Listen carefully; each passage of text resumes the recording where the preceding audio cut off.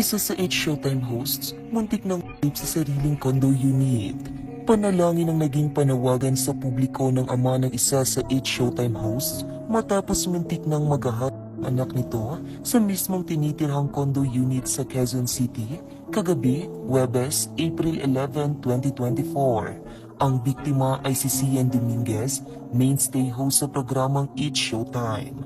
Ayon sa Facebook post ni Jong Florendo, ama ni Sian, muntik na raw ang kanyang anak ng isang lalaki na gay dancer o performer. Sinundan nito ang kanyang anak hanggang sa condo unit nito. Dito na raw kumilos ang gay dancer na kinilalang si Shervy, aka Ronnie Gray, matapos nitong harangan ang pinto ni Sian upang hindi masarado, sabay hawak sa bewang at persahang pagkik dito. Buti na lang raw at malakas ang H Showtime host kaya nakapagpumiglas ito mula sa suspect. Agad raw tumakbo ang lalaki, ngunit nakunan ito ng video ni Sian. Makikita nga sa bahagi ng kuhang video ang pagkadulas pa ng suspect sa hagdan ng kondo dahil sa bilis nitong pagtakbo upang makatakas.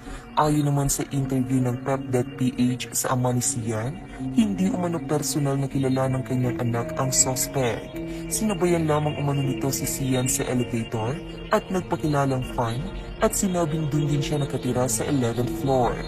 Then paglabas ni Sian sa 8th floor, sinundan siya at nung papasok na ang anak ko sa unit niya at isasarado niya ang pinto, pinigil siya ni Torno na pilit na papasok sa unit. Hinawakan niya si Sian sa bewang at akmang likan.